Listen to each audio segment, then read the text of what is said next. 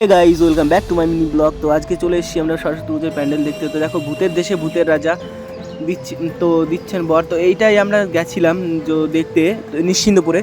তো ওইখানে একটা ছোটো মিনি ব্লগ আছে, তো এখানেও একটা দিলাম। তো দেখতেই পাচ্ছি যে আমরা গেছিলাম দিনের বেলা, তো অতটা থিমটা দেখে মজা লাগছিল না, বাট হ্যাঁ ফানি ছিল। ভূত দেখে লোকে ভয় পায়, বাট আমরা হাসছিলাম।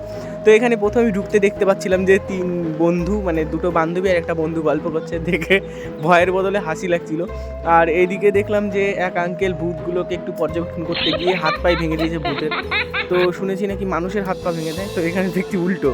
আর এখানে প্রতিমাটাও খুব সুন্দর ছিল। তো দেখে এদিকে আসলাম, এসে দেখি যে এইখানে ভূতেরা পুজো করছে। আর এইখানে দেখুন যে ভূতের রাজা বসে আছে, আর এদিকে মশলা কোটা হচ্ছে বিয়ের জন্য।